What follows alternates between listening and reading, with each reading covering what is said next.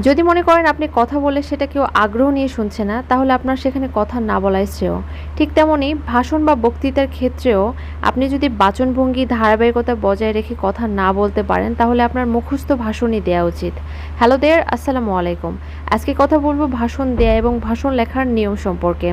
ভাষণকে আমরা মোটামুটি 4 ভাগে ভাগ করতে পারি: তাৎক্ষণিক ভাষণ, অলিখিত ভাষণ, লিখিত ভাষণ এবং মুখস্থ ভাষণ। আপনার কথা বলার যে দক্ষতা, সময়, কাল, পাত্রভেদে আপনি নির্ধারণ করবেন যে আপনার কোন ভাষণটা দেওয়া উচিত। বিভিন্ন সময় আমরা বিভিন্ন কারণে ভাষণ দিয়ে থাকি, এই যেরকম নবীনবরণ, বিদায় অনুষ্ঠান, প্রিয় শিক্ষকের বিদায় এবং পরীক্ষার্থীদের বিদায়, বা কলেজে আয়োজিত কোনো অনুষ্ঠান উপলক্ষে, এবং সাম্প্রতিক সময়ে যে কোনো বিষয়ের উপর আমাদেরকে ভাষণ লিখতে বলা হয়। তাই আমরা প্রথমেই এসএসসিতে কিভাবে আমরা ভাষণ লিখব সেই নিয়ম সম্পর্কে জেনে নিই।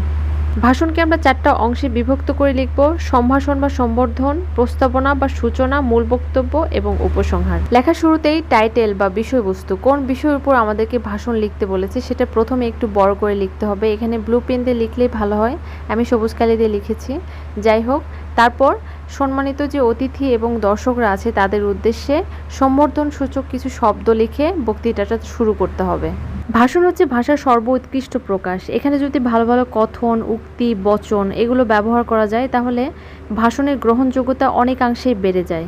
মূল বক্তব্যকে আমরা সবসময় কয়েকটা অংশে ভাগ করে লিখি। ভাষণের ক্ষেত্রেও আমরা মূল বক্তব্যকে কয়েকটা অংশে ভাগ করে এইভাবে লিখব এবং সাথে এই উক্তিগুলো দেওয়ারও চেষ্টা করব।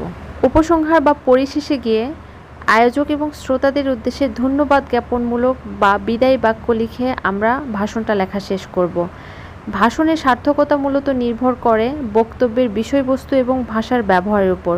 আমরা কতটা গুছিয়ে ভাষণটা লিখতে পেরেছি তার উপরই মূলত আমাদের নাম্বারিং করা হবে। ভাষণের মূলত অনেকগুলো উপলক্ষ্য থাকে, সেটা প্রাতিষ্ঠানিক হতে পারে, আনুষ্ঠানিক হতে পারে, বিনোদনমূলক হতে পারে বা পেশা সংশ্লিষ্ট হতে পারে। তাই ভাষণকে উৎকৃষ্ট বা ভালোভাবে উপস্থাপন করতে হলে এই বিষয়গুলোকে অনুসরণ করতে হবে। যেমন বিষয়বস্তু উপস্থাপন। ভাষণের মূল উদ্দেশ্য বিষয়বস্তুকে খুব ভালোভাবে ফুটিয়ে তোলা। তাই বিষয়বস্তুর উপস্থাপন যদি ভাষণে খুব ভালোভাবে ফুটে না ওঠে, তাহলে ভাষণটা হবে প্রাণহীন। এরপরে গিয়ে বক্তব্যের ধারাবাহিকতা বজায় রাখা। আমরা কোন কথা বলার পর কোন কথা বলছি বা লিখছি সেটার মধ্যে যদি সামঞ্জস্যতা না রাখতে পারি, তাহলে ভাষণ শোনার আগ্রহ কিন্তু শ্রোতা হারিয়ে ফেলবে বা সে অ্যাটেনশনটা ধরে রাখতে পারবে না। এই জন্য আমাদের বক্তব্যের ধারাবাহিকতা রাখতে হবে। এরপরে গিয়ে সহজ ভাষার প্রয়োগ। আমাদের ভাষা যদি খুব কঠিন হয়, সেটা কিন্তু শ্রোতার কাছে বোধগম্য হবে না। তাই আমাদের ভাষার প্রয়োগটা যতদূর সম্ভব সহজভাবে করা উচিত। এরপর ভাবের সঙ্গতি রাখা। আমরা যে ভাবটাকে প্রকাশ করতে চাচ্ছি, আমাদের যে কথার মাধ্যমে আমরা যে ভাবটা বা বিষয়টাকে শ্রোতার মাঝে শেয়ার করতে চাচ্ছি, সেটাকে খুব ভালোভাবে সঙ্গতি রেখে বলতে হবে। এরপর ব্যক্তিগত অভিজ্ঞতা বা এক্সপিরিয়েন্স শেয়ার করা, যাতে আমরা শ্রোতার সাথে খুব ভালোভাবে কানেক্ট করতে পারি।